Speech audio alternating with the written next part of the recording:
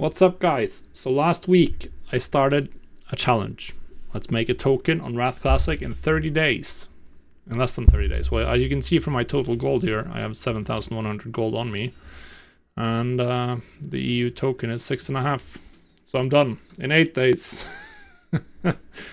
Yeah, this was fun because this went incredibly well. So we're going to take a look at what I did. This is the TSM graph. We can see I ended up with 16,800 gold in sales. I expected I needed to get 30,000 gold in sales on the auction house, so my profit margin was way higher on the auction house than I have any reason to expect. Things were really, really good. Started with 100 gold about a week ago. If we trash this out, I started here. 100 gold, that's when I started. And 17,000 gold in sales, actually. I finished it yesterday, so yeah. We can see here that from Trade Skill Master, from sales that it recorded, this does include sales to vendors. I made 4,600 gold in profit. So the rest, about 3,000, a little bit less, 2,500 gold, is from quest rewards. So the raw gold from quest rewards is really big in Wrath, obviously. I didn't do many dailies, but I did do a lot of quests. Specifically because I wanted to finish Lore Master of Lore Master of Northrend on my Warlock, so I could unlock the Death Chill Cloak recipe, which meant I did a lot of quests, which it wasn't always the most efficient one. If you do efficient dailies, that would have been way better, but I did get a lot of gold from that. I haven't sold the Death Chill Cloak yet, so far all that effort wasn't worth it outside of the gold. But hey, that's life. Outside of that, what I've done is I've sold, continuously crafted and sold the various rare and epic items crafted from tailoring and leatherworking. That's what my sales have been. I have kept all of these on the auction house as much as possible, and it's been fantastic with some extreme profit margins if we look at the last 7 days. So at the top here we have some troll woven spolders. I sold them for 900 gold. They're like 300 gold to craft, so that's 600 gold profit right there. Overall, like, I've sold a ton of Cloak of Crimson Snow here, 200 gold profit on average, and I've sold this so many times. So for many of the crafted items I sold, I had profit margins of 100 to 200%. I expected 20 to 30. It's incredible, right? Just so much more gold than I thought.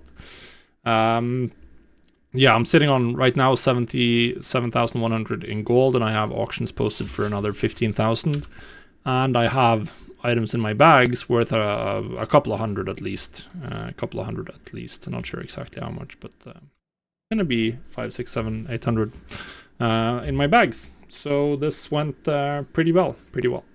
Now the one thing I'm wondering is, did I cheat? The reason I asked that question is because I did all of my professional work on this character that was already level 80 and already had max leatherworking and tailoring and already had all of the expensive, or not super expensive, but actual costly recipes. I had all of the ones from the Fur and Leather Trader because I bought those in phase 1. So this would have been 20 gold per recipe for the PvP ones, and then about 100 for the epic ones. So that would have been 1,500 gold at least I would need to spend before I could make a profit. But I think that a character with, at the time, just like I had mostly Frost Savage gear. I've since dipped into the piggy bank and bought gear, but I had just Frost Savage gear and a couple of like item level 200 epics. But a relatively fresh dinged 80 gear wise, and then with maxed out professions, I think that's a reasonable or a fairly representative starting point for where many people who have been playing Wrath for a while are. They will probably have better gear, they'll probably have other professions, but they'll probably be max or close to max. And for these, you don't even need them to be max. Now, obviously, if you add more gold, they'll probably have more gold than 100 gold as well. I only had started with 100 gold. But yeah, you could definitely argue that this was not from a fresh level 80. This was from this is what most a decent-ish starting point that many people who will be Wrath mains who don't understand gold making or want to get into gold making, this is sort of the tools they will have to work with. That was the point. Now, if I was going to start again and like optimize it, I just picked this character because it had it had professions, and it was already level 80, and that's the as far as the analysis go. If I wanted to min-max this and choose the best possible professions, for instance, I don't think I would go tailoring leatherworking. I'm not sure what I would go. I know that I would go inscription as one of them, because glyphs is just really good. You can see I've started posting glyphs again, and they showed up in the ledger here. If you go to the revenue, you can see that I have sold a couple of glyphs with occasionally extremely high profit, like 47 gold profit for the Seal of Wisdom that I sold earlier today. So I think glyphs are just fantastic. For the second one, I think it would probably be between jewel crafting, leatherworking, blacksmithing, and just crafting the same types of items that I've done in this challenge. I didn't know that they would sell as well as they did. I just looked in here and I started seeing like, okay, this is big green numbers, big green numbers. I'm gonna craft these big green numbers. Okay, I'm gonna craft one of each of all of this, and we'll see what happens. And I mean, I sold stuff like this Hat of Wintry Doom. I sold one of these for 500 gold. That's 400 gold profit, just straight into the bank. So yeah, this was just fantastic. Now we can take a quick look at my I did record, but not so much on how this went. So I forgot to record a couple of intermediate time periods, but on day 4 I had 300 gold. Obviously early on you want to reinvest all of your gold into stuff you put on the auction house, and that's what I did the first couple of days. And by day 4 I was up to 8,000 gold in value on the auction house. And then I definitely I did something wrong here. I don't remember, but I don't think this is actually day 6. I think this is actually day 4 or something. I don't remember. I did do something twice the same day.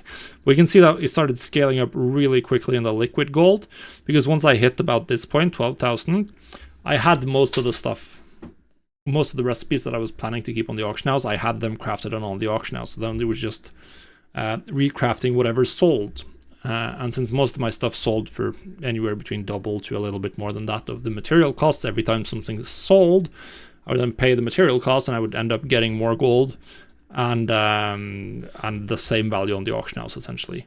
I then did actually increase the auction house value a little bit. I've been adding some more markets or some more items, and we can see that my sales have also steadily increased and just absolutely exploded at the end here as I hit peak market value. They're about 17,000 now. Obviously, I think also the weekend, Sunday is generally a pretty good day, and on some of these days I have been doing cancel scans to generate more sales. I did end up getting about 18 hours played for the week on my Warlock, and then I did spend a little bit of time on my Paladin reposting and buying materials and stuff, which is a fairly substantial amount of time for a week, but I did also do some heroic dungeons and some stuff that wasn't really part of this challenge.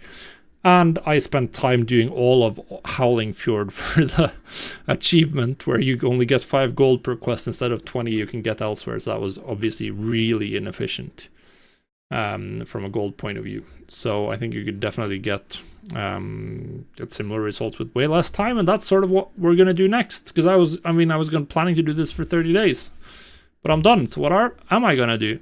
Well, my plan is to keep restocking and reposting the same items that I've done. So we're gonna keep reposting the Frost Savage. We might add some of these. I'm also slowly working on reputation to get the epic spell threads and see if we are gonna add them to the auction house as well.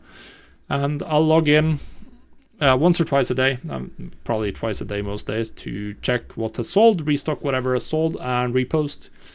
And we'll see how much gold I make from that. We're not going to include any gold I make on my Warlock from this point on, by the way. I'm just going to buy materials and post stuff from my Paladin, Exapala, that you can see on the gold info there.